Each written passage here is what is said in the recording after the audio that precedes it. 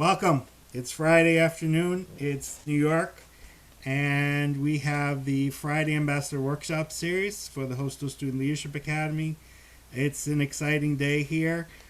We've already warmed up even before we came on camera. Jessica Janniere is here, and she's going to talk about some powerful stuff. I can honestly say that when you leave here today, you will be changed. You will be motivated to make a difference in yourself and others. And I'm happy that we can have Jessica here with us. And let's give her a nice virtual, real, however we do it, round of applause. Thank you. Jessica. Thank you. I see those claps. Show me some hearts, guys. I love hearts. But it's so good to be here. Jason, thank you so much for your amazing leadership. I've been rocking with Hostos for, I don't know, maybe 5 years now. And I'm just grateful for the relationship that I have with this community. And anytime I'm able to connect with and speak with and interact with leaders like yourself, I truly find it an honor. As Jason mentioned, we're going to go into some amazing content today that I wish someone shared with me in the early part of my life, or really helped me when I was in college, just to help shape perspective and help develop as a leader, so that I can make a greater impact. So we played a song. It was an oldie, but it was a goodie. That's an oldie, but that's a goodie. I feel like that's one of the songs that's like timeless, right? It's classic, no matter what era. So that was Black Eyed Peas, Let's Get It Started. So that's what we're going to do. We're going to officially get it started. I'm going to open up the screen share, but before I do, just type a 1 in the chat if you are ready to go. Like you are here, present, fully in the moment. You have your notebook, you're ready to take notes, you got a pen, you got your Cheetos, maybe some Pringles or your snacky snacks. Maybe you got your dinner, I don't know. I know when I'm done with this, I'm ready to eat a whole meal. I see those ones, love it. All right, so I'm in the right place. Let me open up the screen share.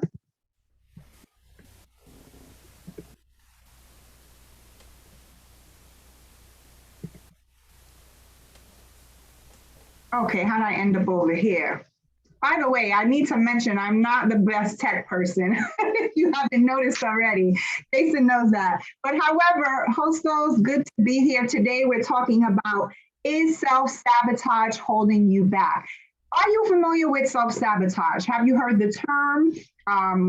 Do you think you understand what it is? Just type a 2 in the chat box if you've heard of the term self-sabotage. Just type it in the chat, a 2. Okay, all right, I see you, Zenora, Annie. And if I'm chopping your name, please forgive me. When we have open dialogue, you can definitely correct me. Brittany, I see you. So if you've heard of the term, Daquan, I see you. Self-sabotage, just type a 2 in the chat box. Whether you think you can accurately define it, but you have some idea of what it is. I see you, Sabrina, Joshua, got you.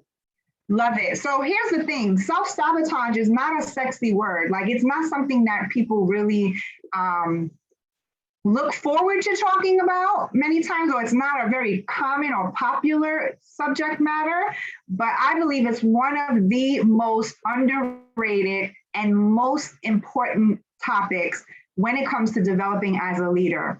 And today we're going to talk about, is self-sabotage holding you back from that next level? And it's going to be really interesting. I think you'll find it to be a powerful experience. So what does all of this mean, and where are we going with this? Well, have you ever experienced or witnessed in someone else this attempt to achieve a goal? And then when you go and you achieve the goal, you attempt to achieve the goal, or you've seen this person attempt to achieve the goal, it seems like everything that you've been taught to do, that you've been instructed to do, you do it, and then you miss the mark, or you've seen that in someone else. And this happens sometimes where, again, you've been taught to do something in a particular way, and you follow the model, but something is not going right. You are ambitious, you're excited, you set your mind out to do it, and then all of a sudden, you get discouraged because you realize like, wow, I'm not really hitting it. I'm not really progressing. I'm not where I thought I would be. Is this resonating with anybody? Just type a 3 in the chat. If you've been there or you've witnessed it in other people in your position of leadership, and that could be in your personal or professional life. All right, so I'm here in the right place. I see you. So you guys are familiar with this. You've seen where, Ryan, I see you.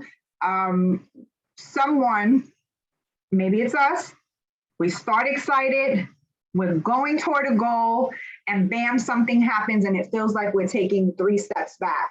We take 3 steps forward and bam, something happens. It feels like we're going 6 steps back. It's almost like that term or that idea of Murphy's Law, right? Where everything that could go wrong basically does. Anybody ever had Murphy's Law or heard of or experienced Murphy's Law? It's like whatever can go wrong, OMG, it's gonna go wrong. And so why do things like this happen? Why do things like this happen? Brittany, I saw your hand raised. I'm gonna come back to you. So hold that thought. And so it can be discouraging, and we can look like this woman here in the picture where we just feel like so defeated by life, by circumstances, sometimes defeated by our own thoughts and different things. And it's just not a good feeling. And so I want to really dig into this as to why does this happen and how do we overcome it? How do we move beyond it? So first of all, many of you are not familiar with me. And although I've been working with Hostos for about 5 years, maybe 6 years now, I know that a lot of you have never heard of me. And I want to give you a little background about who I am. And this is just a little brief overview of some of the things that I do. I'm a founder of an award-winning personal development organization called Look Up and Beyond.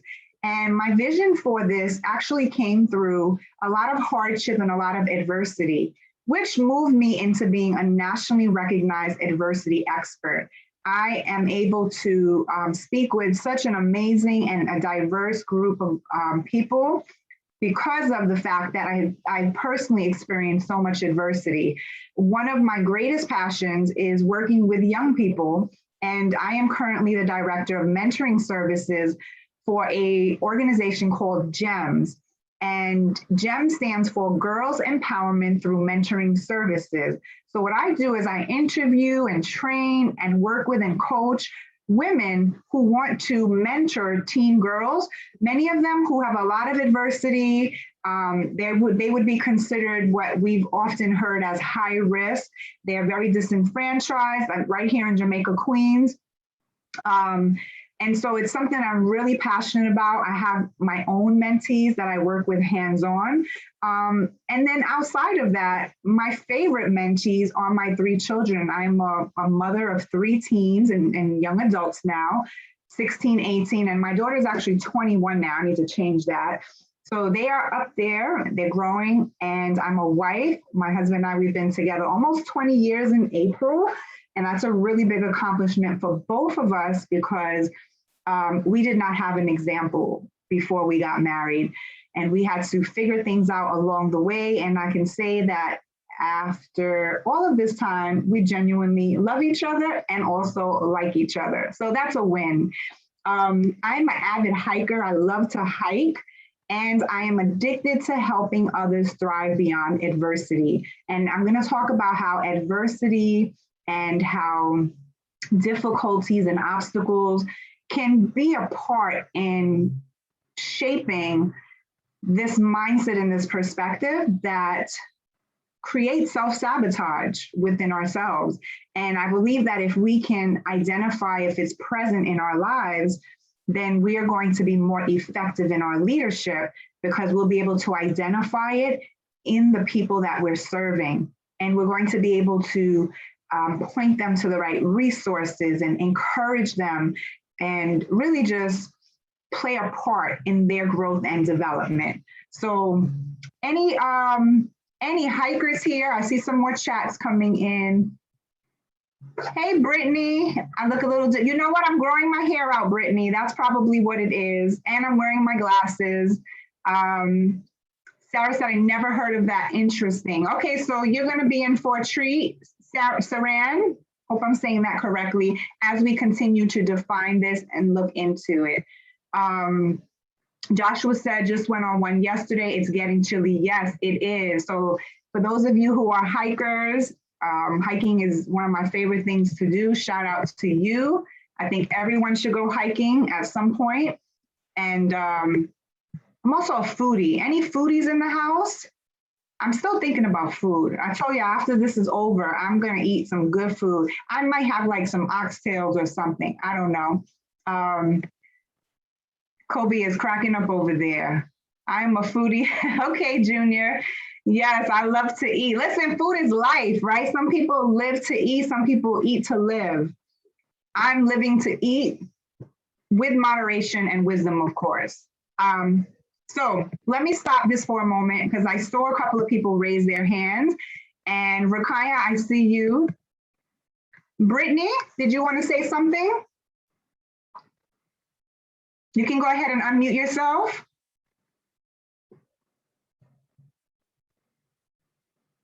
Okay, she said she's fine. And Sumana, did you want to say something? Oh, no, it was just that. Gotcha. Okay, so we are going to continue. So I just shared a little bit about my professional background, but what we don't always hear in professional spaces is someone's personal journey. I had the pleasure and the honor of writing and penning my memoir a couple of years ago, and it was a compilation of my journals that I had held on to and saved from my teenage years. And it was something that I knew one day I would write a book, but I didn't know how much of an impact I would have on the lives of other people and how it would move me into the speaking world and just being able to coach individuals and work with different organizations, work with youth and so much. So I want to share a little bit about my personal story only because I really believe that each of us has a personal story that is valuable. It is the journey of our life that shapes our perspective about life, about people. It is the accumulation of lived experiences of people that we've met that have impacted us. Unfortunately, there's also the part of that where some people have hurt us and disappointed us or caused trauma upon us. And all of these different things make us who we are today. And so I believe that it's important for us to recognize that our stories are powerful, they're unique to each of us, and they serve a purpose. And so in sharing my journey and my story with you today, I want you to see how some of the experiences that I've lived through and that I've had to grow through actually were a part of this self-sabotage behavior that I didn't even know that I had, to be very honest with you. It wasn't until I was in my adult life that I realized that I had this. So again, everybody has a story. Estelle, welcome. So let's get into stories. So my story actually started on a farm in Germany. This is me as a little girl. I lived on a farm with my grandparents who were raising me until I was 6 years old. My mom at the time was in an abusive relationship and she was in just a really bad position. She did end up getting married to a soldier that was stationed in Germany, and they had 2 children who are my siblings. Technically, they're my half siblings, but we don't refer to each other as half. And then when they were together and they had those 2 children, they decided they needed to move to America. And it was at that time my mom came to my grandparents' house and said, I want to take Jessica to the USA. So this was really, really very traumatic for me at the age of 6, because now I was removed from a place of safety and security. And my grandparents, who had been with me for 6 years, were no longer with me. I was now with my mom, with a new stepfather and 2 new siblings. The interesting dynamic of that is when we moved to America, I did not know the language, and I was placed into a school where I was bullied, I stood out.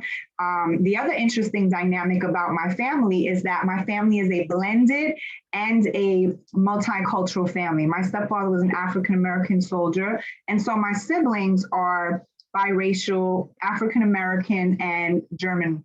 So now I have siblings who are mixed. I'm the white kid in the family, didn't feel like I fit in. And there was a lot of different dysfunction, a lot of challenges. This is me as a kid when I got to America. If you notice, the Jessica in Germany was very free-spirited, very happy, just living a very innocent life, which all children should get to experience. And then when I came to the United States with my family, I'm now in a situation where things took a turn for the worse. So this is me looking very sad, looking very isolated. And that's because this is where abuse started. I am a child abuse survivor, and my stepfather was an alcoholic, and my mom actually was diagnosed with bipolar, and we didn't know. I was a kid. So living with a bipolar mom who that was not diagnosed at the time, and an alcoholic stepfather, along with living in poverty. This was actually the bungalow that we lived in. And it was during the 80s when the crack epidemic was at its height. So if you've ever watched the Netflix documentary on the crack epidemic, I literally witnessed that and saw that with my own eyes as a child. Some of you may be familiar with that era, or you know people who have lived through that era. And it was a very traumatic time. And there was a lot of social issues around that. But living in that as a child was extremely damaging. This bungalow, when we lived in here, you see those 3 steps? We actually had to jump over drug addicts, and we would see their crack vials on the floor around them when we were kids, and we would jump over them just to get to school. So big difference from the farm life in Germany to now living in this very volatile and very dysfunctional and really scary a community. So here I was as a teenager. I'm letting y'all in on my secret album. Every time I look at this, I have to laugh. But I had a lot of challenges growing up because of the abuse that I encountered in my home. I was bullied outside of the home because, again, I didn't speak the language. I went to a school where I was in a classroom all by myself. It was ESL at the time they called it.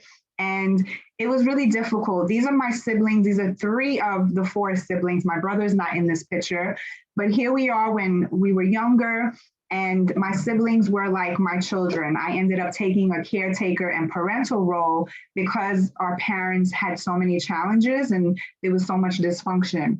And this is my sister, Vicky, who at the age of 15 ran away from home. And when she ran away from home, she actually joined a gang, got involved with some bad folks, and it actually cost her life. So that was a very defining moment for me, because now I'm a teenager who was very rebellious. I was very angry, very broken. I couldn't understand why all of these bad things were happening to me. Life just seemed very unfair. And I was really in survival mode. After my sister's passing, it really opened up, or it turned on a light bulb for me, where I realized that I needed to do something different.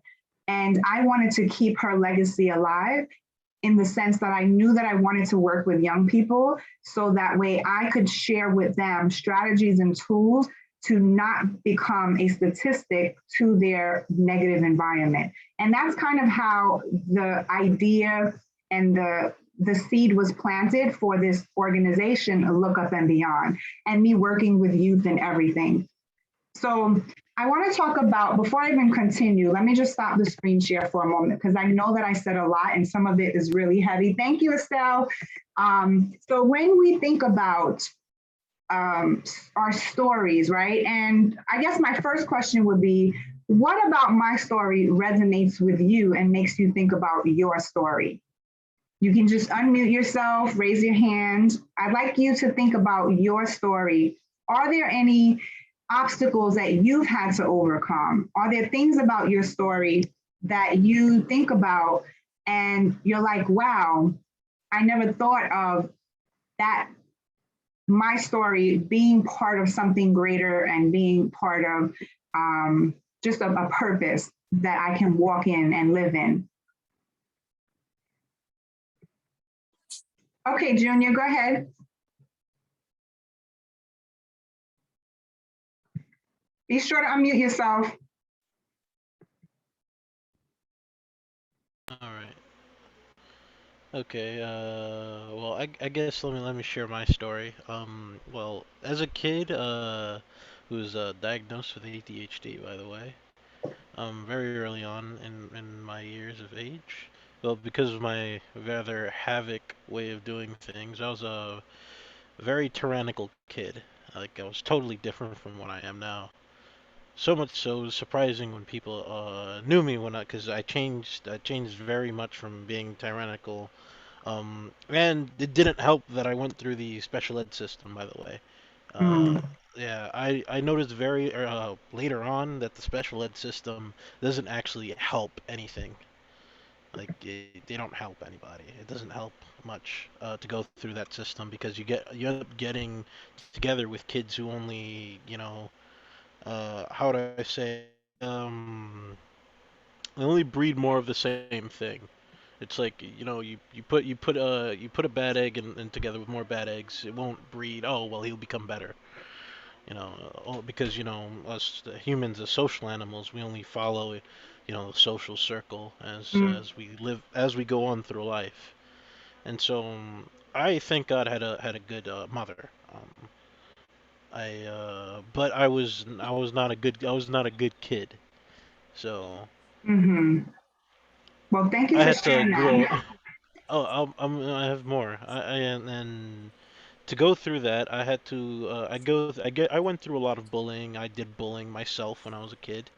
Um, and then I got thrown into a school. This whole school was a special ed school.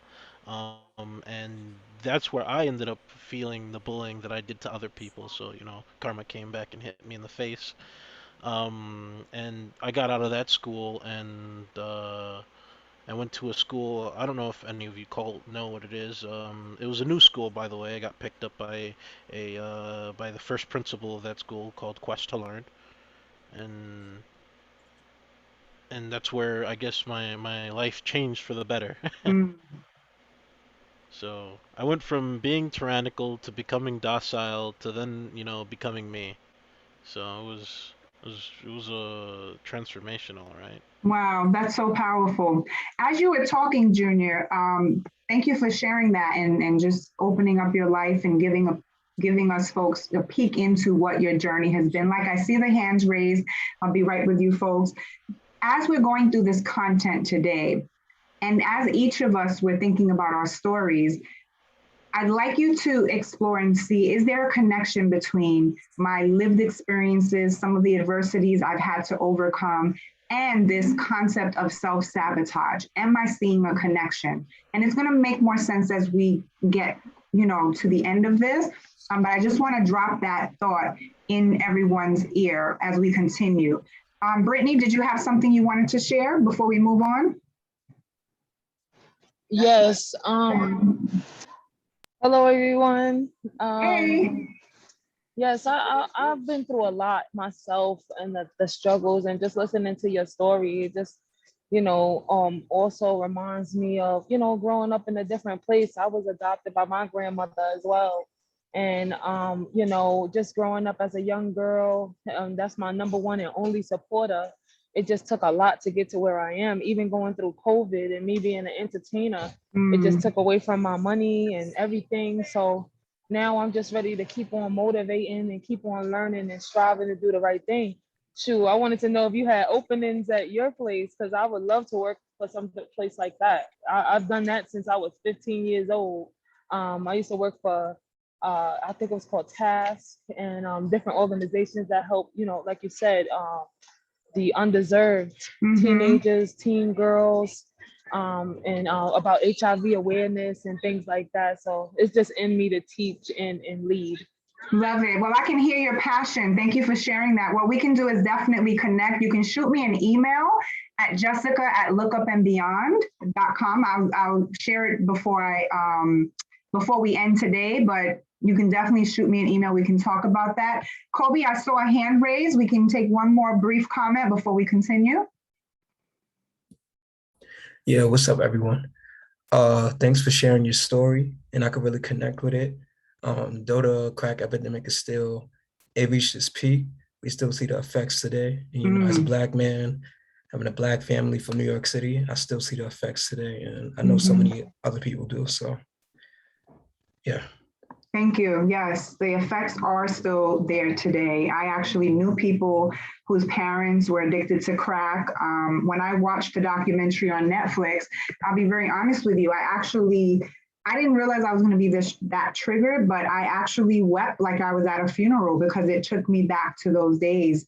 And I was witnessing, you know, undercover police breaking down doors of people who needed rehabilitative services. They didn't need to be criminalized.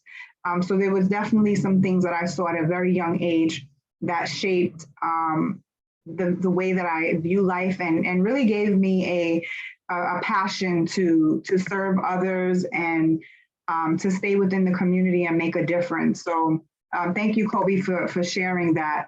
I see Danielle said, yes, I can relate. My father was a Marine and was on crack. Wow. So it is something that is, you know, it hit some of our homes very closely, and it is a very personal thing. So I bring that up to, again, give you an inside view into my personal journey and how I ended up doing this kind of work, why I'm so passionate. And I am very passionate about developing leaders, helping people to develop, overcome the adversity so that they can thrive in their purpose and in what they are endeavoring to do. So let's continue with the screen share, and we'll keep it moving from there. So you know a little bit about my background, and I talked about sabotage. A couple of weeks ago, I did a 5-day challenge in the Look Up and Beyond Facebook group, which I invite all of you to join if that's something you'd like to do. It's just a Facebook community where we talk about personal development and professional development. We intersect emotional intelligence, leadership, strategies, and faith, so that they intersect and really give us the ability to make a greater impact. And in this 5-day challenge, I talked about mountains. Mountains are obstacles and things that seem overwhelming to us, or things that we just feel like we are not going to be able to move beyond and progress beyond. So out of the 5 mountains, self-sabotage has been the one that resonated with most people. When I did the training on self-sabotage, and I've trained on self-sabotage in many different settings, it is like the number one topic that people are saying, wow, this is me. Wow, I didn't know that I had this challenge. Wow, I didn't know that this is the reason this is happening in my life, or this is not happening in my life. So the mountain of self-sabotage really is this invisible mountain that we don't really see, but it's very much present because we keep hitting a wall. We keep moving, but we're not moving, meaning we're in movement. Think about a hamster in a hamster wheel, right? Those hamsters, I mean, they go hard. They're moving, they're moving, they're moving. And where are they going? Nowhere, right? And oftentimes we can feel like we are a hamster in a hamster wheel. And why is that happening?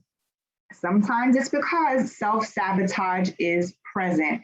And this is what we want to really dig into. So here's what we're going to cover today, so that by the end of today, you will be able to do the following. You're going to be able to identify specific behavior patterns that lead to failing, feeling stuck in shame. You're going to be able to reverse internalized negative beliefs that contribute to limited success. And you're going to implement at least one powerful strategy that you can use right away to develop self-love, build confidence, and impact your influence. And influence is nothing more than, influence is key to leadership, because leadership is influence. That's really what it is. So if you are ready to break these down, just type a 3 in the chat box. And I do want to put this disclaimer out there while you're typing 3 in the chat box. Some of this content may feel a little triggering or a little heavy, and I want to encourage you to lean into it, to not be afraid of it. A trigger is nothing more than a flashlight being shown on something that gives you the opportunity to create change. It really is about awareness. It gives us the opportunity to heal, to grow, to progress, to process, so that way we can develop personally. And this will directly impact us professionally and in every area of our lives. I see those 3s coming in. So we're going to cover these 3 points, keep those 3s coming in, and let's dig in. Sometimes in life, you can't move the mountains, but you can climb them. What does that mean? I mentioned to you that I'm a hiker and I love to go out on trails. And I want to stop for a moment and reflect on this thought. When I was going hiking, and I'll tell you about a particular trail that I went on. This was at Anthony's Nose in upstate New York. And I had read about it, did some research. It sounded like a great hike, had great reviews. Well, when I get there with my friend, we started at the trail, where the trail started. And what we didn't know is that for the first 30 minutes of that trail, it was a very intense incline. Like we literally had to climb and lift ourselves up on rocks, and we had to really like pace ourselves, and like our thighs were burning, legs were burning, everything, because it was very intense. And it was eye-opening, because I'm like, wow, we didn't expect that. That was number one. Number two, the significant thing about that hike was when we got to the top, that's when things smoothed it out. It took us 30 minutes to climb and struggle and encourage each other to get to the top. It was like, I believe it was about 1,350 feet elevation, which is pretty high to do in 30 minutes, especially under those conditions. And when we got to the top, everything was flat and smooth. It was green, it was nice. We started to see views. And as we're continuing the trail, it became more and more beautiful. And at different points, there were different challenges. And I thought about, like, that is how life is, right? Sometimes in life, it feels like an uphill climb. It requires extra strength and different things mentally and emotionally to get us to keep progressing forward physically. And there are times when life is smooth sailing. Everything is chill. Things are falling into place. We get a little bit of everything. So yes, love it, Rakaya, The Climb. Yeah, so that is a song that literally relates to what we're talking about here in terms of moving mountains. So good catch. So here's where I want to tie this question in, right? When I talk about the mountain of self-sabotage and finding and recognizing this obstacle that may be holding us back and keeping us from this next level, I want to pose this question for you to think about so that we can have an open discussion about it. Some mountains can be moved, while other mountains need to be climbed. What do you believe is the metaphorical significance of those two experiences? Climbing a mountain versus moving a mountain. What would be the benefit of either one? And what really would be the difference? Anyone have any thoughts on that or ideas? Again, we're talking about mountains from a metaphorical standpoint. Brittany? Well, you're talking about metaphorical or in a physical sense, thinking about it? So no, like an example would be when I speak about a mountain, it's kind of like a wall that is there keeping us stuck. Some walls are visible, some are not. Well, moving a mountain, I would say, is changing the whole situation.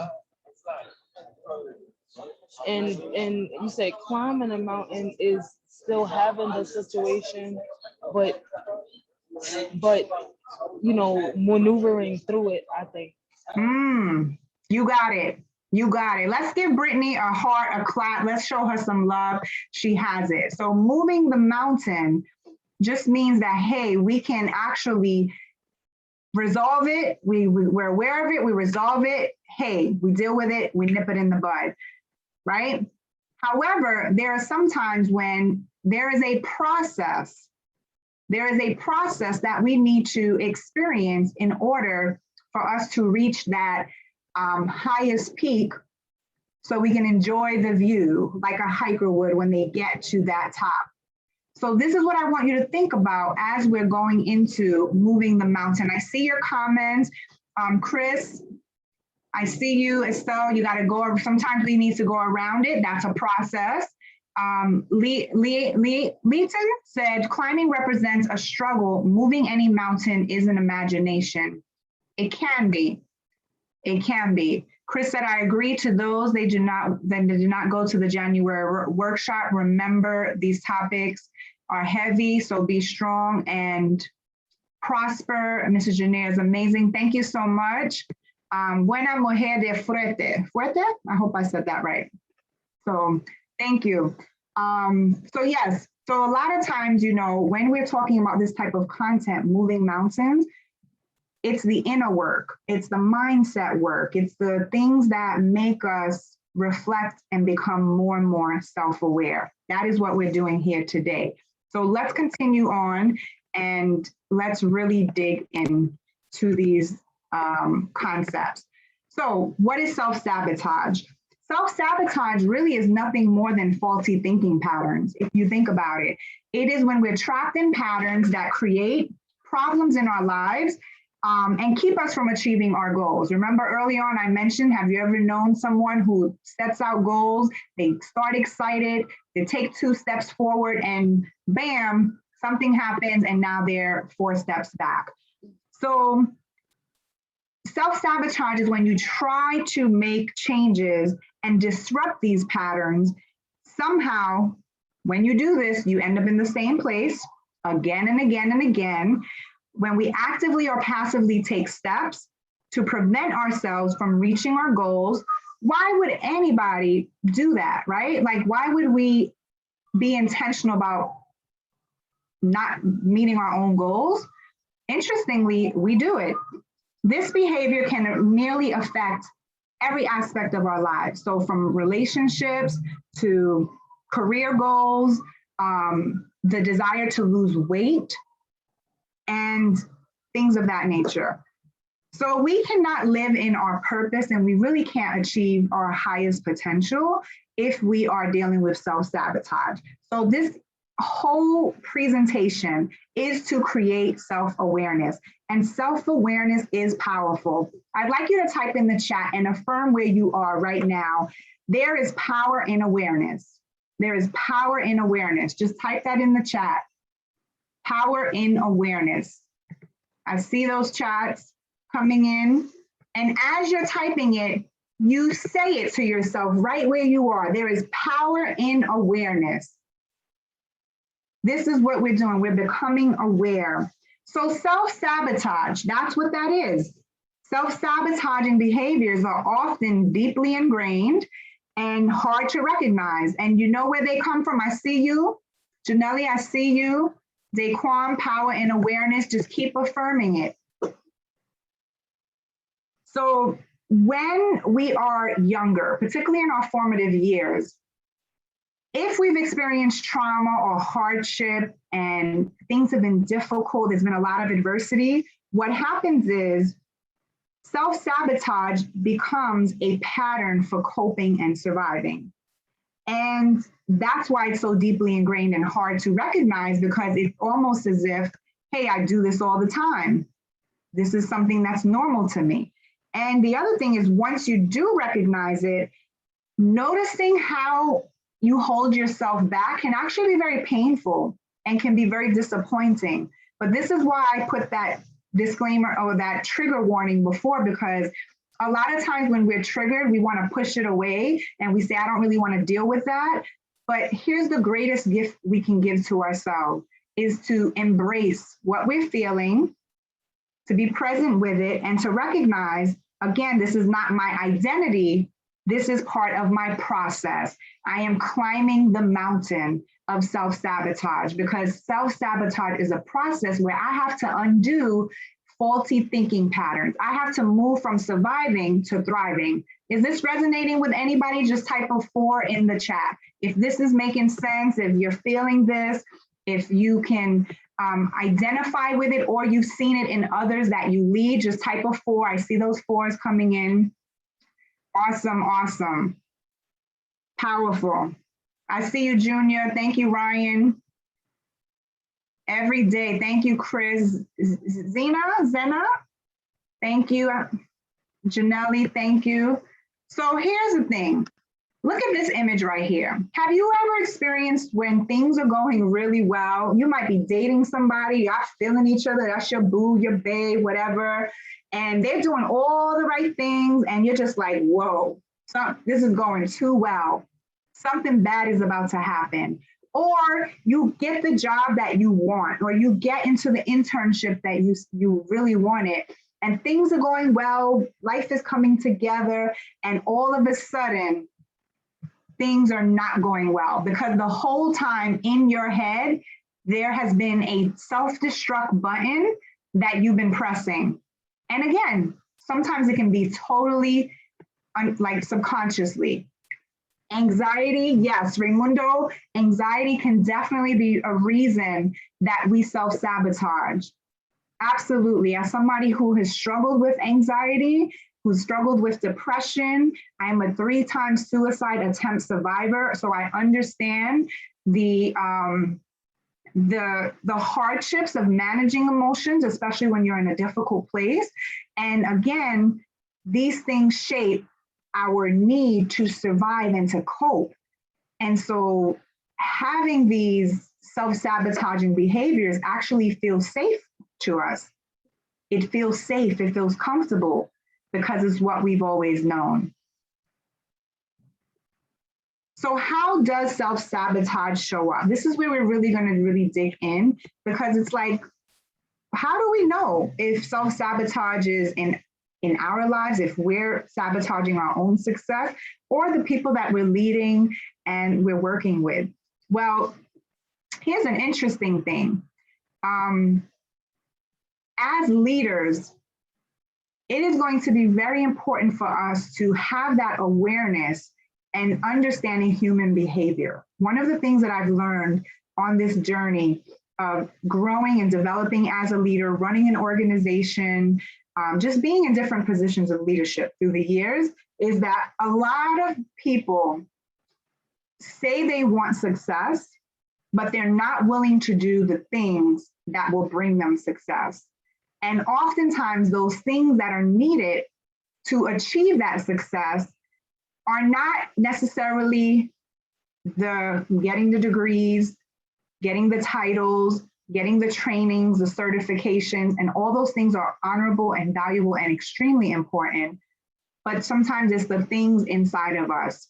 It is the negative mindsets, it's the coping and the survival mechanisms that we've been accustomed to, things of that nature. So when we can recognize them in others, it actually makes us a more effective leader, because now, as I mentioned earlier, we can point people in the right direction. And we're making sure that we're modeling and leading by example. How many of you want to lead by example? Just type a 1 in the chat box. I want to lead by example. I want to lead by example. Thank you, Raimundo. Danielle, I see you. Kobe, I got you. I want to lead by example, because everything rises and falls on leadership. If I'm going to be effective in my leadership, if I want people to follow me and to respect my ideas and my work, I have to model integrity. I have to model success. And that starts with me looking inside of myself and making sure that I'm not operating from a place of survival, but I'm operating from a place of being able to thrive. Thank you for those ones. So I love this meme because, listen, it is hilarious, but it's real. So procrastination is one of the ways that self-sabotage shows up. Now, procrastination is so common. How many of you always or you like to say, I'm a procrastinator. I work well under pressure. I get things done in the 25th hour. I will drop an A+ paper, at the last minute. So procrastination, and this meme says, no, I just wait till the last second to do my work because I will be older and therefore wiser. Any procrastinators in the house, or am I the only one? I used to always wait. If you're a procrastinator, just type a 5 in the chat box. Raimundo said, yes. Okay. So I would always wait until the last minute. And I thought it was actually a very noble and honorable thing. I didn't realize that it was attached to my anxiety. And oftentimes procrastination can happen for no apparent reason, or that's what we think, but it typically has an underlying cause, such as feeling overwhelmed by what we need to do. How many of us have a long to-do list and we're like, OMG, I'm never going to get to this list. I am overwhelmed. Some of us have trouble managing time. We all get 24 hours in a day. How come some people who have the same 24 hours maximize that time and are able to get X, Y, Z done? I do believe that circumstances and life does play a part. However, we do need to compartmentalize those things so that way we don't fall victim to time working against us. We want to make time work in favor of us. Also, doubting your ability or skills can be the reason. How many of us are doubtful sometimes? We're doubtful, we question whether or not we're capable. And so that leads us to procrastination. And simply, procrastination is nothing more than avoidance. And it can be an addictive behavior. So it can be a way of not taking responsibility for our actions. Again, I have been a procrastinator, and sometimes I will avoid something because I honestly just don't want to deal with it, whether it's a conflict, whether it's an assignment, a project, whatever it is. So these behaviors allow us to blame outside factors like not having enough time. If you do poorly, rather than admitting, wow, you know what? I actually contributed to this issue and I'm not really using my time well. So I want us to think about when procrastination invites us to waste time, to sit back, to avoid, to recognize that, hey, am I sabotaging my success? Am I sabotaging my mental health? Am I sabotaging a relationship here? Am I modeling leadership by procrastinating? Because again, everything rises and falls on leadership. So everybody with me, just type a 1 in the chat. If you're with me, just type a 1. I just want to make sure everybody's still with me. Got it. Okay, I see. All right. I see the fire. Love it, love it. So the biggest thing that I learned from that particular wow moment as a procrastinator was I need to take responsibility for my life. And I take full responsibility for my life. And that is really what separates managers from effective leaders. That is what separates those who are thinking about leadership, but actually living leadership, is this idea that I take full responsibility for my life. So let's affirm that right now. I take full responsibility for my life. If you are affirming that right where you are, just type a 1 in the chat box, a 1. I am taking full responsibility for my life. That is a place of empowerment. That is a place of freedom. And that is a place of amazing potential and possibility. Thank you. So a 1, if you are affirming right where you are, I take full responsibility for my life. Love it. Oh, y'all are popping in this chat box. Love it. Okay, Joshua, I see you. Rakaya Jr., Janelle. Yes, Chris, love it. God first and always. Listen, for us that are people of faith, we know it. We know it. So here's a second thing, another form of self-sabotage. And then after this, we're going to break and just kind of do a little debriefing. But I want you to think about this here. I love this meme. Good old Rocky. I can't respect you if you jump ship every time the boat rocks. Now think about that. How many of us know someone or have been someone Where things get a little tense, there's a little conflict, there's a little challenge, we're out. We're like, I'm not dealing with this. So what does it mean to jump ship? And how does it tie into self-sabotaging behaviors? You jump ship when a relationship starts to get serious or difficult due to conflict and misunderstanding. So it's tough, but working through challenges and problems helps you grow. Think about that. How many of us know people who are afraid of intimacy, people who are afraid to be connected to other people? Our personal relationships affect our professional progress. Our personal relationships affect our professional progress. And oftentimes when we jump ship in our personal lives, we're going to jump ship professionally. Have you ever known anyone who moves from job to job, and every job they work at, they're like, I hate my coworkers. I can't stand my boss. I don't like these people. And they're miserable everywhere they go. And so I think that we have to ask the question is, with everywhere you go is an issue, could the issue be the person that's looking at you in the mirror? And I had to do that. Check from the neck up. And I had to really say to myself, if I'm going to take full responsibility for my life, I need to recognize that jumping ship is a sign of weakness, and it is not serving me well. If I say that I want to do X, Y, Z, if I want to be successful, if I want to be a leader, then I can't jump ship. I need to embrace conflict and difficulty.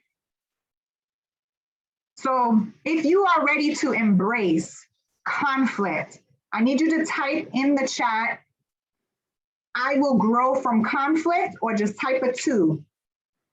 Some of you, it's easier to type a 2. I will grow from conflict. I will grow from conflict. And to recognize that conflict is an opportunity. It really shows us ourselves, and it actually strengthens our character, and it also helps us to use our gifts and to create an environment that we say we want. I see those 2s coming in. Thank you, Annie. So let's do this for a moment. I'm going to stop the screen share. Thank you for all your participation. This chat box is blowing up. I want to open it up and kind of do a debrief. We've talked about 2 major forms of self-sabotage. I'm not going to go through all of them today because we just don't have the time, but I'm going to highlight the top ones that I've experienced and that I've observed in my levels of leadership. And this is especially true in the professional world, where so many people work hard, they go to school, they get the degree, they network, they do all of these things, but you can feel like you're behind, or you can be in a place where you feel functional, but really unfulfilled. And a lot of times that's because we're self-sabotaging our success, and we're not getting to those higher levels of leadership or experiencing things that we really say we want because of these underlying behaviors and faulty thinking patterns. So I want to just hear from you all. Junior said, I shall become an adventure from trudging through endless chaos. Okay, that was very poetic. Junior, talk to us. Can you unmute yourself? I'd love to hear from you. What's standing out to you so far when it comes to procrastination, jumping ship, becoming aware? What's standing out to you? I'm the type of procrastinator that I'm very aware that I am doing it. So it's not even like, oh, well, he doesn't even know that he's doing it. He's just kind of, he thinks he's not doing it, and he thinks he's doing fine. But I am aware that I procrastinate, but I try to, fight it, because it's almost like I don't know, it's like a instinct to do it. But you have to fight it, and I'm gonna do that work today. I'm gonna do it today. I have to, or otherwise it's gonna be left to later until it's too late. Right. I can't do it. So why do you think procrastination shows up for you? Because you mentioned, as you were talking, I thought about feeling safe. Procrastination makes us feel safe. It's comfortable. Where do you think your procrastination comes from? Well, I tend to do a lot of things. So my procrastination comes from like I want to have fun. So instead of like doing boring work, I could either like be reading a book I'm into or be playing games. And that's where it comes from. Like, Mm, oh, you know what? Instead of doing this work, I can just, read all day or something. Even though that's technically productive, but it's not really because, I should do that work that I need to do and finish. got it. Love it. Thank you for sharing. Does this resonate with anyone? Can anyone um, identify with that? And Raimundo said in some ways, Raimundo, do you want to unmute yourself? Can you talk? Yeah, I can talk. Okay, so how is this resonating with you? It resonates with me because I am also a procrastinator. I mean, I feel like a lot of people are, but some are worse than others. It, I've actually been working on it a lot lately. So I used to be a lot worse. I just procrastinated up to the point where I didn't have enough time to finish the assignment, or I'd be doing it on the train, stuff like that. But now I've gotten up to the point where I force myself to do it. Sometimes I still procrastinate where I'll tell myself, oh, I'll do it at 3, and then it's 3, and it's like, I'll do it at 4. Mhm. But I've been working on it, and I still get the work done now, unlike before. Got it. So you are still able to be productive and get done what you need to get done. Right. Do you feel that when you procrastinate, you're adding unnecessary stressors and pressure? In a way, yes. And I notice that sometimes it helps because it forces me to do the work. And once you do it, you feel relieved, which I ask myself, like, why don't I just do it sooner? Gotcha. Okay. And my last question, Raimundo, would be, where do you think the root of that is? Like, why do you think this? Honestly, if I'm being honest, I think it's from my childhood. It's something that I actually discovered recently through having my sessions with my psychologist. But Mhm.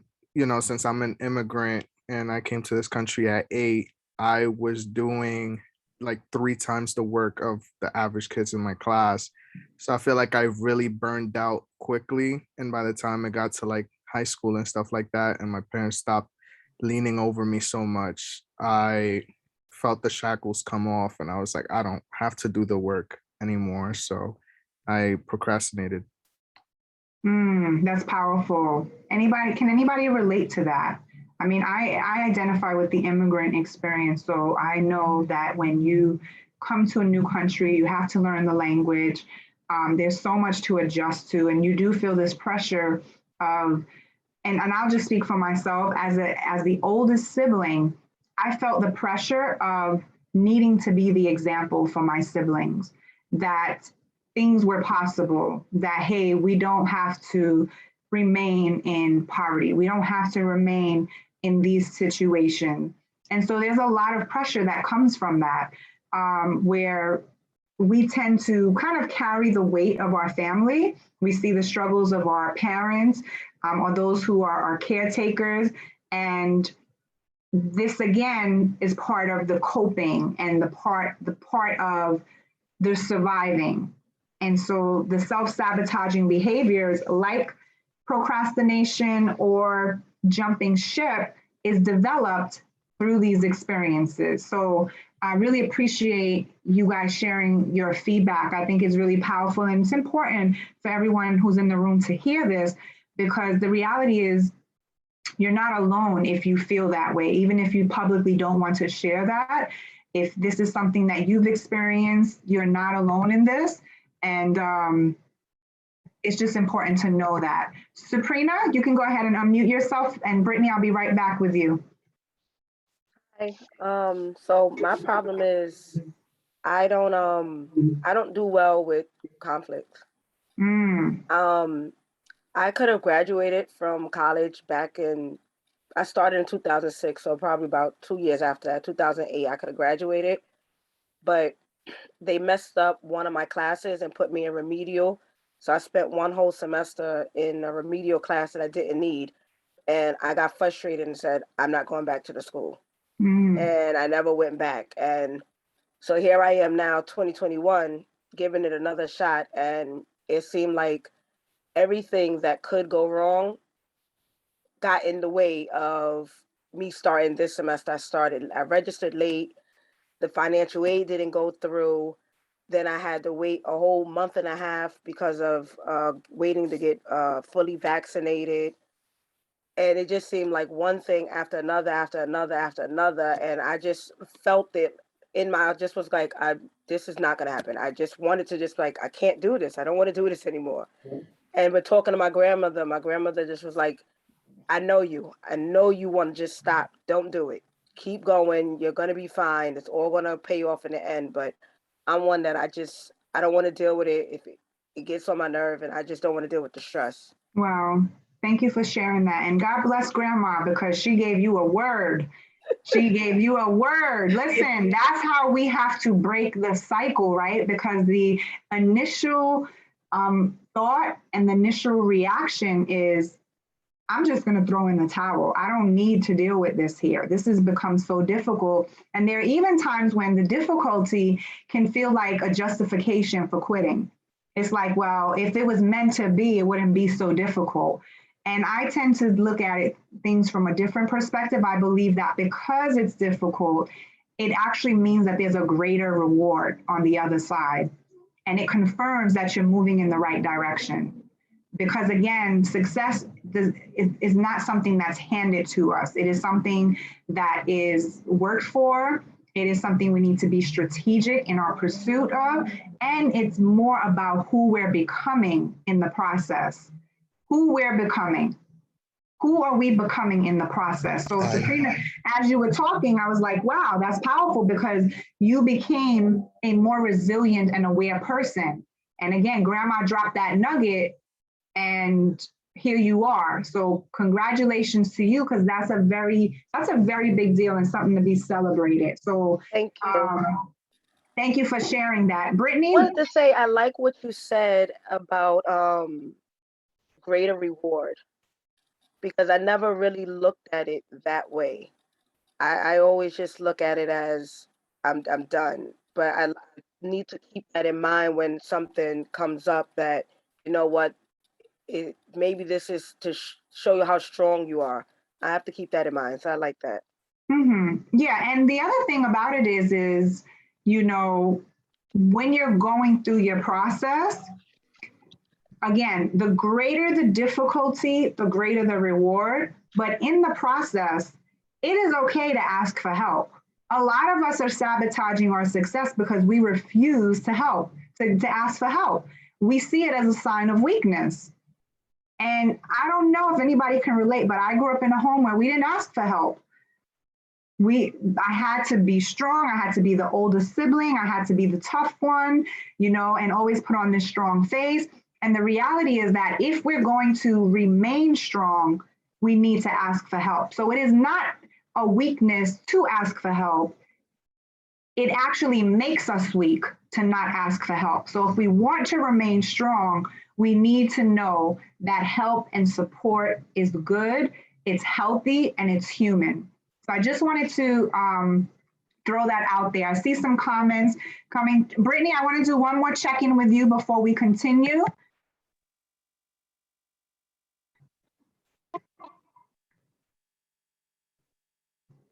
We're not hearing you, Brittany.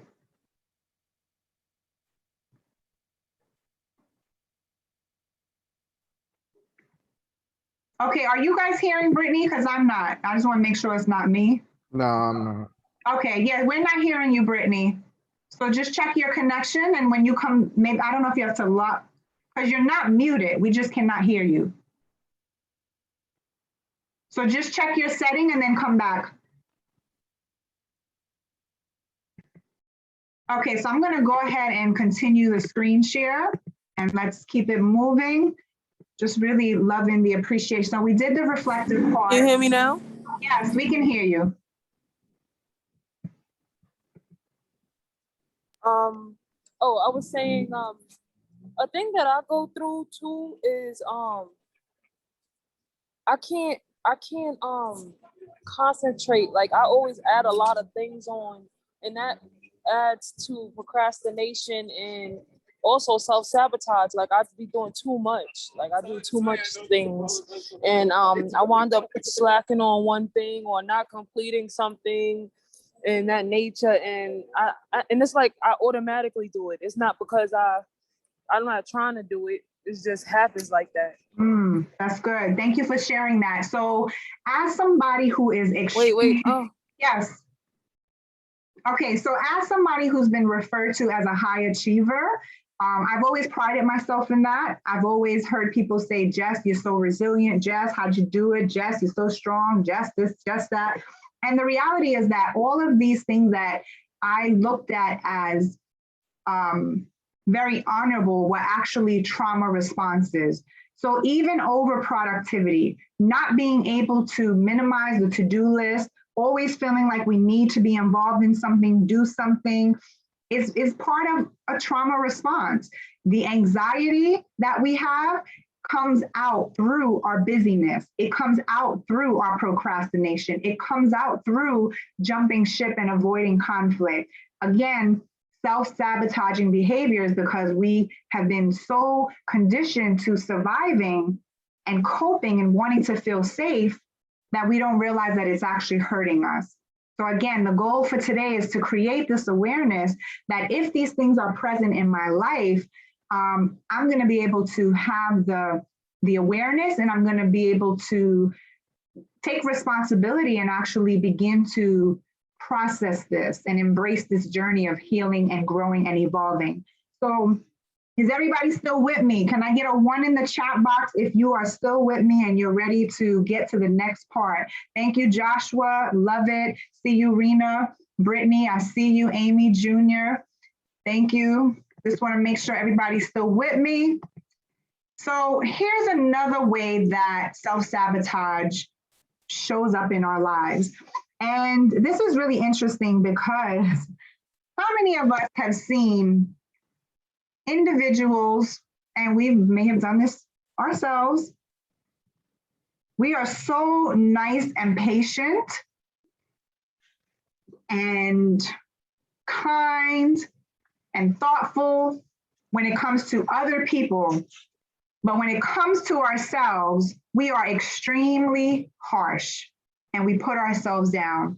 Can anyone relate to that? Have you ever put yourself down because you didn't measure up or do how you didn't perform the way you thought you should, or things didn't pan out the way you hoped they would? Just type a 2 in the chat if you have ever felt like, man, I can't do anything right. So a form of self-sabotage is when we constantly put ourselves down. A lot of times we do that when we're comparing ourselves to others. And comparison is an act of violence against self. Think about that. That is a very profound thought. We are comparing ourselves to other people. And in this social media age, that is very easy to do, right? We look at reels, we look at people's IG pages, their TikToks, they're living these lives, they're in these homes, they're taking these trips, they look good, they have these followers, they have this success. It seems like the people around us, the people that we're following or the people we're observing, we tend to see people who make us feel like they're doing so much better than we are. And wow, I'm behind, or I can't get it together. What's wrong with you? Jessica, why can't you do this? Why can't you do that? Realizing that comparison is the thief of joy, number one, and is an act of violence against ourselves. Because as we talked about stories earlier, each of us comes with a unique set of experiences and obstacles and circumstances that other people may not have. And the other thing is, everybody puts on a show when they are, or I should say a lot of people, because not everyone. I tend to know people who are genuine and authentic and they real. What you see is what you get. But my point to that is, there are going to be times when we look at other people and we feel like we can't measure up. So when we're putting ourselves down, it tends to be because we set so much higher standards for ourselves than we do for others. And this is especially true for those of us in leadership, right? And we're all in leadership. Again, leadership is influence. So when you fail to meet these standards, you might give yourself some really harsh feedback.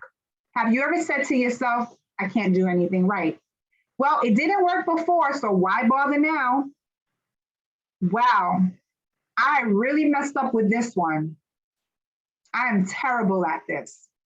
And the list goes on and on. So that negative self-talk and that harshness that we really express to ourselves, I call it stinking thinking. How many of us have stinking thinking, right? Where we, in our thoughts, we really say some mean stuff to ourselves that we would not say to those who we're leading, those that we're mentoring, those that we're managing, those that we're working with, but we would do it to ourselves. And so that is a form of self-sabotage. So I want us to affirm where we are right now. I will be patient with myself. I will be patient with myself. Life is a journey. Growth is a process. Uncovering and reframing poor perspectives, learning to think a healthy way after we've been surviving for so long is a process. So I will be patient with myself. If you've affirmed that, just type a 3 in the chat box. I need a 3 if you are going to be patient with yourself. Thank you, Raymundo. Junior, Annie, I see you. Daquan, 3, I will be patient with myself. Affirm that where you are. Zena, I see you. Danielle, Yassine, hope I said that correctly. Awesome, I see that 3. Janelle, Leeton, I see you. And Bon Poundy, Bridget, or Bridge T. I'm sorry, I'm probably chopping up your name, but I want you to know that I see you and that 3. Great job. So that is a form of self-sabotage. So whether we criticize ourselves in front of others or we have the habit of negative self-talk, the same thing can happen. Here's what's really, really important for us to point out. And I saw some hands raised, I'm gonna come back to you. Your words and your thoughts may eventually become truth and be taken as truth. Believing these criticisms can promote an attitude of self-defeat and keep you from wanting to try again. Eventually, you might give up before you even begin. And that is a dangerous place to be because it really brings us to a place where now we're going to drift through life. Now we're going to have a sense of apathy. We won't have the passion and the motivation, and we're going to miss our purpose. And I don't want to see that happen to anyone here. And so it's important for us to shine a light on the fact that, hey, I might be sabotaging my success because of negative self-talk and putting myself down. And today I'm affirming, I will be patient with myself. I will no longer fall into and receive these negative thoughts and these negative words toward myself. I'm going to be kind and intentional with myself the way that I would with others. Is this resonating with anybody? Just type a 4 in the chat box if this is resonating.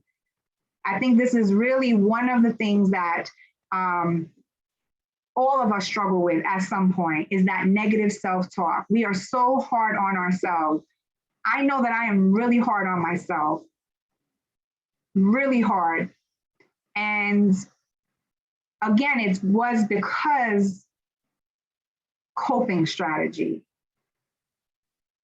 faulty thinking patterns, expecting myself to operate at this level when I only have resources at this level, expecting myself to operate at this level when I have trauma that I need to heal from, and people who don't can swing right by us, right? What are the difficulties and things that we're navigating through that others may not? Now, it doesn't excuse the fact that no, we can't use it as an excuse, but what we can recognize is, hey, my process is a little different. My story is a little different.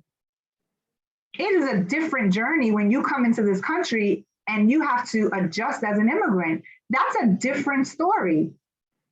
You're going to have different challenges than someone who doesn't. You're growing up in poverty and you're dealing with limited resources. You're going to have different challenges than somebody who doesn't, who has a bountiful plate of resources available to them. Someone who's been abused and has had trauma and has to heal and process that is going to have a very different journey than someone who's been very fortunate and blessed to always feel safe, always feel loved, has been protected and had no harm come to them. Very, very different. So I am really spending a little extra time on this because I really want to impress upon each of you that you are valuable, that you are purposeful, and your leadership is needed. Your story matters. And so be patient with yourself. Be patient with yourself. I went to a community college. I didn't have the opportunity to go to a 4-year college. And when I got to community college, I felt like I was so behind on life. And I remember crying. I was a single mom at the time. And all of my peers that I graduated first of all, I graduated 6 months late because of all of the trauma and needing to go to therapy and things like that. But I was really hard on myself. And I felt so behind. And I would do this negative self-talk. And I actually missed out on opportunities because I felt that I didn't deserve them. I was comparing myself with others. So really, really important. As we prepare to move on, I'm going to go to my next and last point in terms of self-sabotage. Again, these are just the most commonly ways that we self-sabotage. They're not the only ones. These are all behaviors and experiences that I've personally lived through, that I've observed in my leadership position. And I just know that it is a process. So here's an interesting thing. As we go to the next point, I want you to think about this. Well, how many of you have ever heard of the fear of success? Just type a 1 in the chat if you've heard of fear of success. Right? We've all heard fear of success. Oh, I'm afraid to make a decision. I'm afraid to take a chance. I don't want to take a risk. I'm afraid of this. I'm hesitant to do this because I'm afraid to fail. I fear failure. I fear failure. I see a lot of 1s. Okay, so this is resonating. Have you ever heard of something called fear of success? Right? We hear a fear of failure, but what about fear of success? If you have heard of fear of success, just type a 2 in the chat box. So this is really interesting. I actually found out some years ago and really understood for the first time in my adult life that so much of my self-sabotaging behavior was because I feared success. And this is where it's going to be very life-changing and transformational. And I'm going to really bring this home. Fear of success. Why would anybody fear success? Isn't that what we're all working towards? Isn't that why we're pursuing our education? Isn't that why we're growing ourselves and developing ourselves? Why would anyone fear success? Well, here's an interesting thing. Some of us fear success because we are afraid of the limelight that will be shined upon us, and we fear that others will expect more from us than we can deliver. Does anybody resonate with that? Does that resonate with anybody?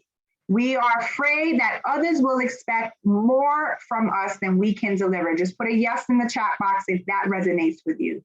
We question, can I handle the responsibility? Oh my goodness, leadership, influence, responsibility.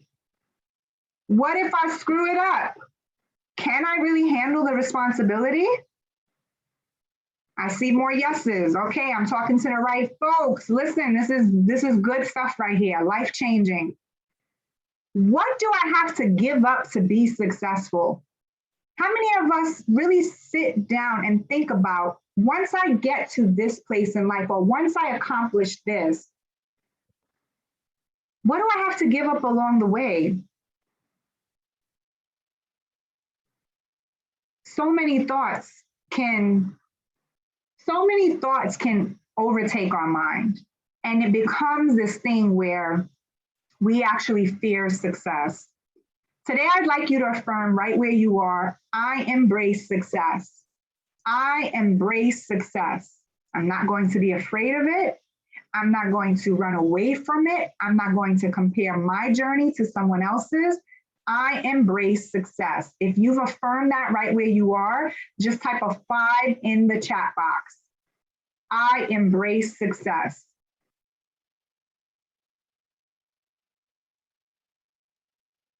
Oftentimes, rather than facing these fears, I see those 5s coming in, Sabrina, Kobe, Leeton, I see you. Just type a 5.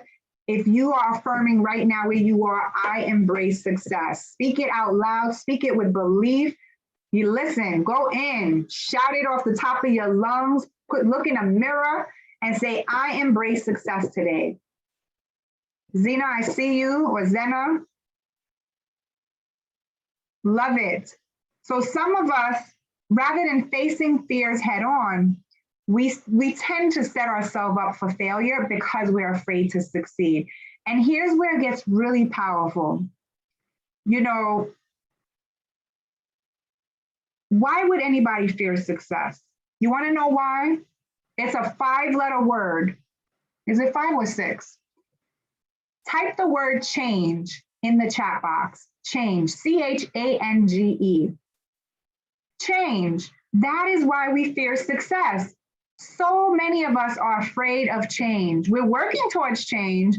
We want change, but the reality is we're afraid of it because success isn't just the reward. It is change. See, we can get used to failure because it can feel comfortable. It's what we may be accustomed to.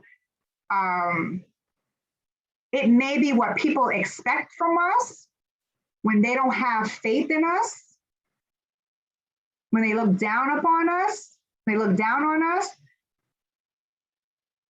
When we fail, life stays the same. Life stays the same. But when we succeed, life changes. And success represents a complete change in our lives. And it's scary. It is terrifying for many people. And so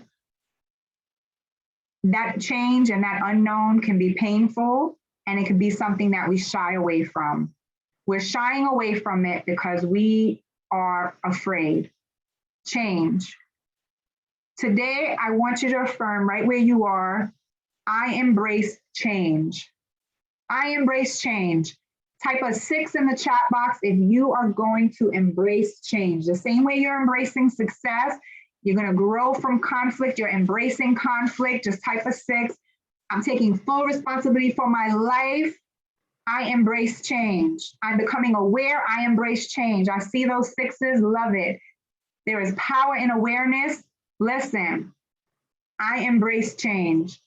This is a powerful thing. I want to open it up for us to do a debrief before we really talk about what we can do to start moving away from these self-sabotaging behaviors. So there were a couple of people who had their hands up before. Junior, I saw your hand, and who else had a hand up earlier that I wanted to circle back to? Okay, so Junior, you can go ahead and start. Okay, yeah, I ended up writing it down so I could keep it. Find it. So what's resonating with you? What's standing out? What's really speaking to you? So I was self-sabotage. I think it's a lot. I'll read from what I wrote. I think that that the stem of self-sabotage is overconfidence, short-term over positivity that quickly turns into long-term over negativity, goes from one extreme to the next. Overestimation of your own abilities can be a big factor. I'm sure you're probably asking, what do I mean? Um, I'll let you know yourself. Okay. What do I mean? You may ask. You still have yet to know yourself and your limitations as good as you thought. What are you good at? What can you become great at? Everyone has a particular thing or things they can or will excel at. Find what those things are and do them. Become successful through them to become or pursue what you actually want to do. I've read a lot of Korean and Chinese and Japanese novels. They all have these particular characters that become overconfident and willfully blind, which ultimately leads to their death in the book. Why do they die? It's because they meet something that they have failed to calculate and willfully ignored it. And that had become a self-sabotaging factor to that ultimately led to their end as a character in the novel. And a big reason was overconfidence. They willfully ignored it even though they understood that it could become a problem. And you know, one extreme to the next, right? Very, very interesting point that you share, which is the other extreme, like you said. Overconfidence. When I think of overconfident people, and I'm not talking about confident people who are like secure in their identity and who feel good about themselves, that it trickles into other people and they make other people feel good about themselves.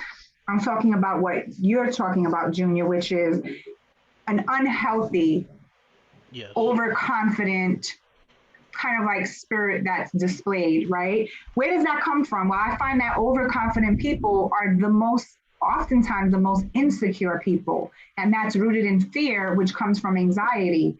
And so that is a form of self-sabotage. You know, I've heard it said before, and I've always loved this quote: time will either promote you or expose you. As a leader, time will always either promote us or expose us. And so operating from a place on either extreme is not going to serve us in a well where it promotes us. It will eventually expose us, our frailties, our shortcomings, our insecurities. And that's why I work so hard, and I'm always so excited to do this kind of work, because I really believe it helps us to level up in every area of our lives. When we do that inner work and we really have that self-awareness, it is so empowering.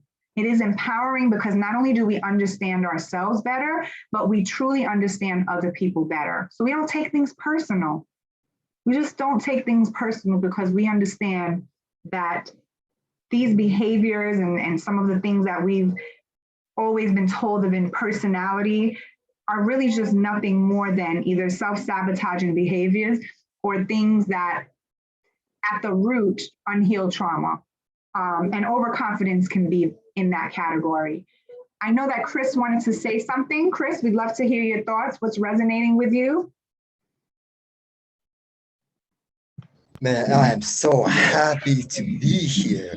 Like, wow, has been like a long time since we Yes, good to have you.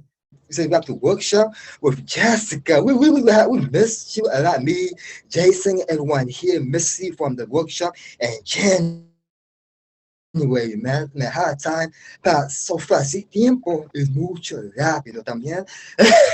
Man, I don't know what I'm talking about, man. Love it. I'm good, man. I'm good. Yeah, I'm gonna talk, man. I'm happy, man. Okay. So basically, I have a lot. I'm gonna make it short. You're breaking up a little, Chris, so just want you to know you're kind of coming in and out. I want to make sure we hear what you're saying because I know it's some good stuff.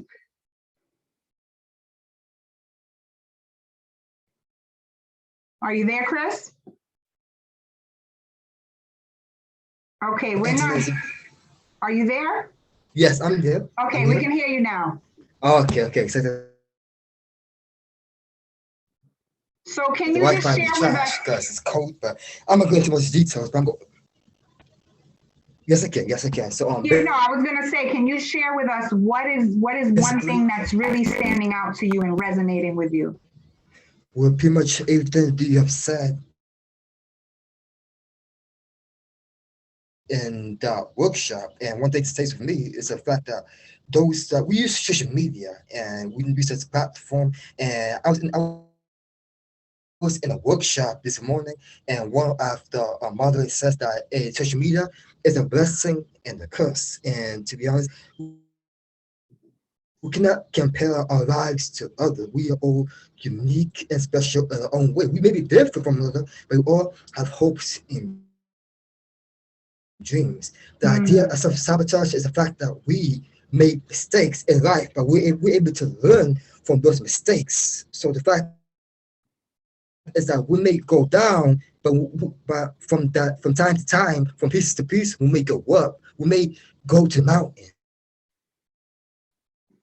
but always go to mountain is by Got it. Okay, you're breaking up again, Chris. I'm sorry.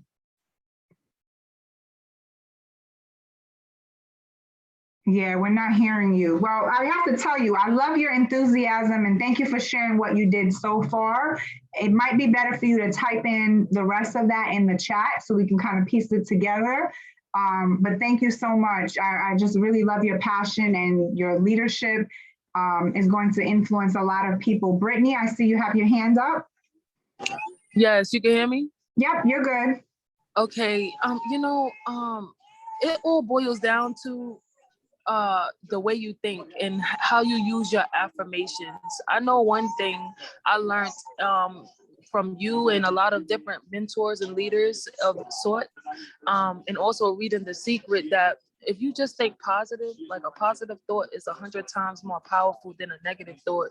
So if you keep your thoughts in a positive light, you should bring more positivity to you. And you can, and denial is like your worst enemy. And denial and not denial, doubt is your worst enemy. You got to just believe to the fullest that the positive outcome is going to come, and most of the time it does.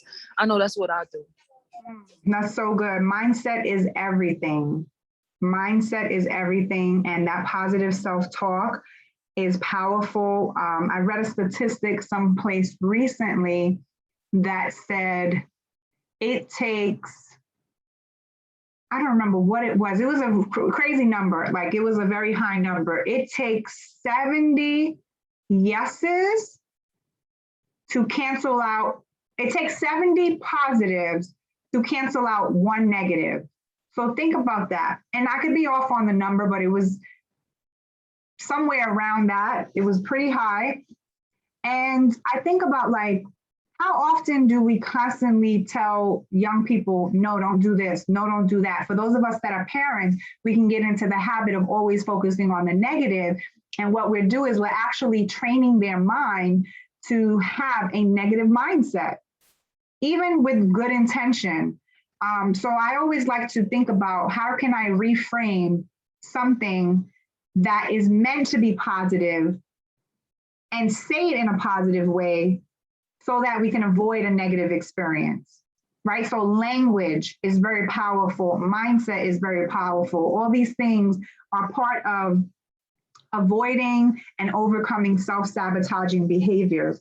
So now, what can we do to break free from self-sabotage? That is the million-dollar question today.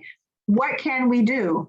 How do we break free from it? Well, there are a couple of things we can do. The first one is that, well, before we even do that, how about we make an affirmation right now that says, I am breaking free.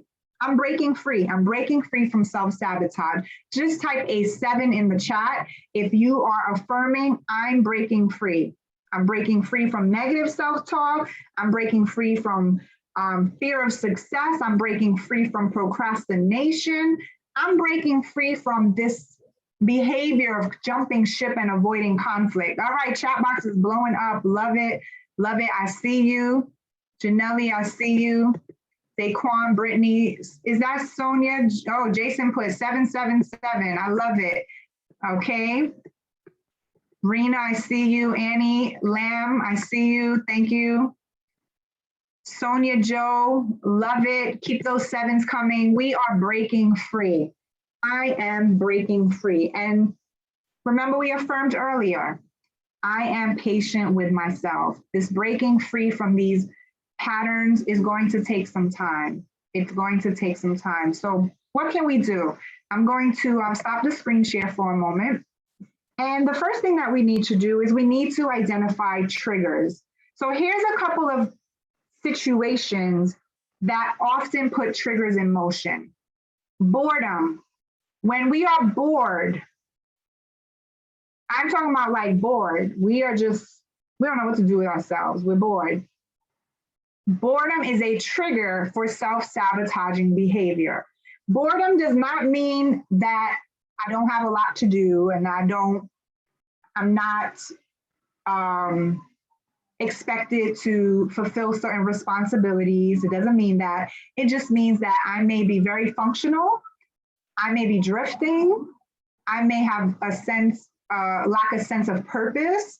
I may be trying to be what everybody wants me to be, but I'm not really being myself and I'm not being authentic. I'm bored with routine. Boredom is a trigger that can set self-sabotage in motion. The other one is fear. When we are afraid, when we feel fear, we can go to a place where we begin to self-sabotage. Self-doubt. We doubt our capabilities, whether we're comparing ourselves, we're putting ourselves down, we're jumping ship. That self-doubt rises up, that triggers self-sabotaging behaviors. And the last one is when things are going well. When things are going well, it can feel too good to be true. We question, do I deserve it? Do I deserve good things? Well, nobody in my family has experienced this. Why should I be the one? Why me? We feel guilty that things are going well. And so out of the four that I mentioned, boredom, fear, self-doubt, and things going well, which one do you believe is a trigger for you to self-sabotaging behavior? Number one, boredom. Type 1 if it's boredom. Number 2 if it's fear. 3 if it's self-doubt. And 4 if things are going well. I see those numbers, 2, 3, and 4. Thank you for your honesty. This is so important because it lets everyone in the room know that they're not alone. I have dealt with all 4 of them personally, being very real and very transparent. Even as a professional, there are times when the triggers will try to come up, and because I have the awareness now, I'm able to nip it in the bud, and I'm able to reframe my thinking. We've got to renew our minds. We have to renew our minds every day. Every day, renew our minds. And so I see your responses. Brittany, thank you. Janelle, I see you. So when we can know our triggers, here's what we can do. We can track them. I encourage everyone to get a journal. And when you recognize that you are either bored, you're experiencing fear, self-doubt is rearing its ugly head, or things are going really well and you're like, hold up, something about to go down. What's going on? It's too good to be true. To write those triggers down. The other thing is to look for cycles in your life. I needed to look for cycles in my life to really understand why I was so afraid of success. And I really needed to do some digging.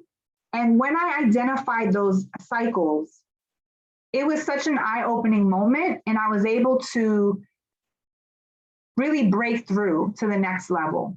But it took the awareness, tracking the triggers, and identifying cycles and patterns. Brittany said sometimes it seems like when things are going right, everything starts to turn. Yes, it can seem like that. Sometimes we have to walk by faith and not by sight. Sometimes we have to walk by faith. We have to trust the process. We have to trust that something greater is happening on the inside that will eventually manifest on the outside. Is it easy? Absolutely not. But I found that anything easy is usually sleazy. When it takes work and it takes guts and it takes perseverance. Remember, the greater the obstacle, the greater the reward. The greater the reward. I'm loving these. I don't think you were afraid of success exactly, but the failure that can come after the taste of bliss. It's like the fear of becoming poor when rich. Well, I know for me, I was actually afraid of success. I'll tell you a very personal story. When I was a kid, I lived in a bungalow, that little bungalow I showed you.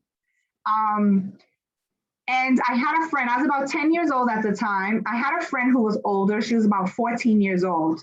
On the other block was a bungalow on the corner that had a husband and wife. They were a couple, and they were the only family in the neighborhood that actually had a car. I didn't know anybody my entire childhood who had a car except them. And we all thought that they were rich. We were like, wow, they got a car. And it was a husband and wife. They had about, I think they had 3 children. And to us in the hood, growing up in the bungalows, we thought this family was like the Beyonce and Jay-Z of the hood, literally. Like they had money, they dressed well, the kids dressed well, they both worked. And so that was a very different family dynamic than many of us have been accustomed to. You know, many of us were raised on welfare and we needed support. And again, poverty was an issue, and poverty in and of itself is very traumatizing, which is a whole nother session. But here's what happened. My friend became the babysitter for this family. And I would go over there with her and hang out with her and the kids. And one day, she actually started to have an affair with the husband. This is an adult man. She was 14 years old. I'm about 10 years old. And I remember them leaving me in the living room with the kids, and they would go into the bedroom. Now, here's what's crazy. I did not know until probably in my late 30s that experience created a fear of success in me, where I thought that if you have money, if you have good things, if you are able to, you know, have a nice family, then you're not going to be able to do that without something bad happening. So I equated success with this idea that my family was going to break up, that someone's going to come and invade my home. And again, it was a very subtle thing, but it really impacted my behaviors. When I was in network marketing in my early 20s, I had an opportunity to manage one of the biggest legal accounts for a company. And would you believe and it was at a time where I really needed a breakthrough. And my husband and I, we were really struggling financially. We were raising 3 kids. I had quit my job. We had 1 income. We were going for food at the food pantry in our community. I mean, it got really tough. And so I started this network marketing business to make a little extra money. And here's what happened. I actually sabotaged my success with that account. And when I look back at it, it was because I feared success. I said, oh my goodness, if I'm successful, how is that going to change my family dynamic? Is my husband going to have an affair? Is this, you know, it's like all of these different things. So yes, Chris, unfortunately it was. Right? We were both kids, and it was inappropriate. It should have never happened. But I'm sharing this story to really paint this picture and really let you into how our lived experiences shape how we view life, and they shape our fears, they shape our comparisons and all of these different things. So when we're talking about self-sabotage, it is really, really important to really lean into what we're seeing, identifying these patterns. As we prepare to wrap up, I want to do 2 more things. The other thing, I want to give you the next point, which is practice mindfulness and unbiased judgment. Non-judgmental awareness of your thoughts and behaviors in the present moment. So when the trigger comes, don't be judgmental and harsh towards yourself. Lean into it and practice mindfulness. And there are a lot of resources online where you can Google or YouTube how to practice mindfulness. There are great breathing exercise. There are meditation apps. So many different things that we can use. And if you are a person of faith, you can pray and you can ask God to help you reveal where these cycles are and how are they impacting you. So at the end of the day, the goal is to break free of these dysfunctions, to break free of these self-sabotaging behaviors, and to be able to affirm, I am winning. So as our final affirmation, I'd like you to type in the chat, I am winning. This time I want you to type it out. I am winning if you're able to. I am winning. And just speak it. Speak it where you are. I am winning. Yes, I love that, Junior. Love it, Brittany. She's put capital letters. Okay.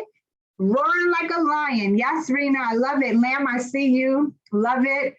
I'm going to put a link in the chat box. So basically, we talked about self-sabotage. It's one of the adversities, one of the mountains that can keep us stuck.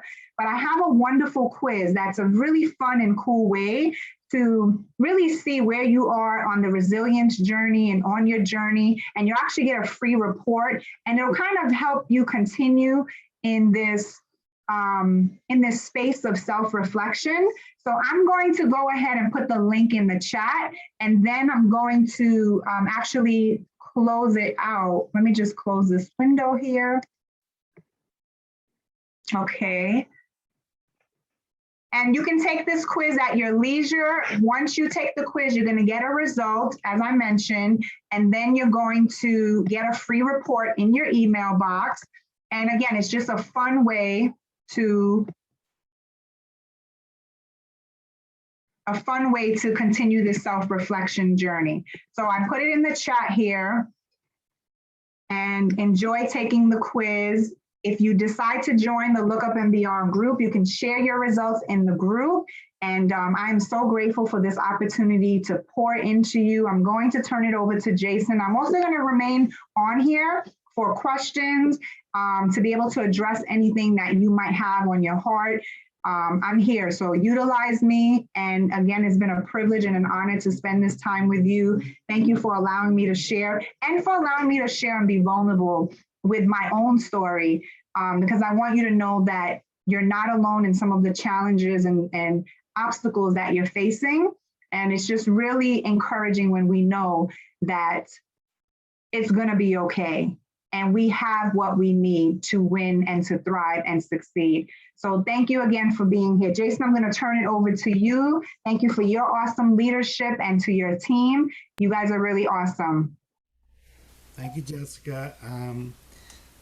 Listen, you know, every time Jessica comes in and speaks to our group, I always sort of take it to the background, and I just want to listen, because there's so many things that I learn about myself from the interaction. And so, Jessica, thank you again for enlightening me today, you know, because I take a little bit of everything that you said and sort of look at myself from my own perspective. And I think that's an important thing that we're all doing here. And so thank you all for being here. And Jessica, really, thank you very much for joining us and being a solid contributor to this program and to the students. And I think some of the things that you said today are extremely important.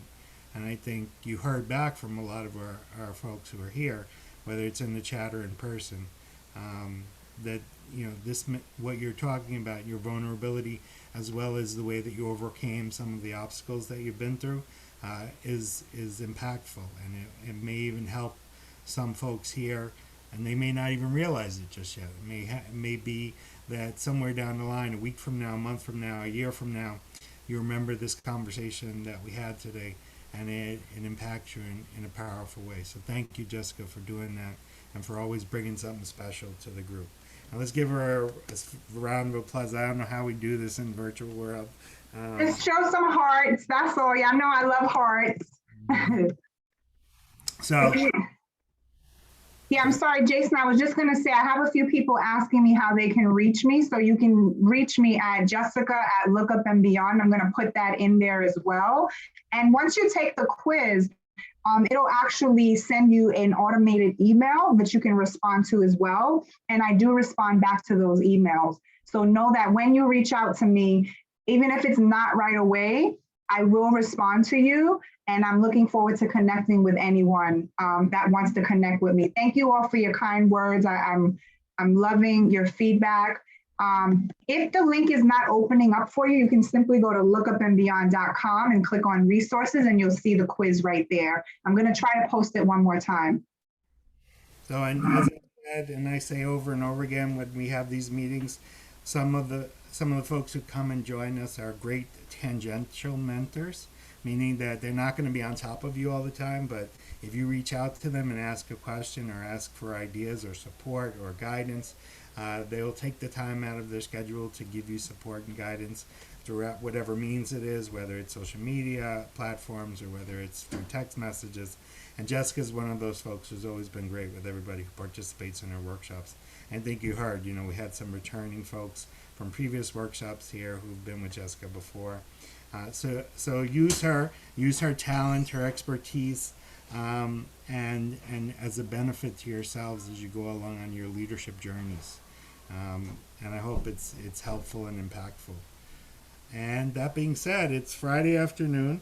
We're a little early, but if there's no questions, I got to get up early in the morning because we're going to go out and foster and take care of some trees in Claremont Park, and I hope some of you will be there with me.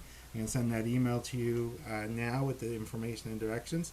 And we've got a workshop next week, so we're looking forward to that. And Jessica, thank you again for being with us this week, and we look forward to seeing you in the near future.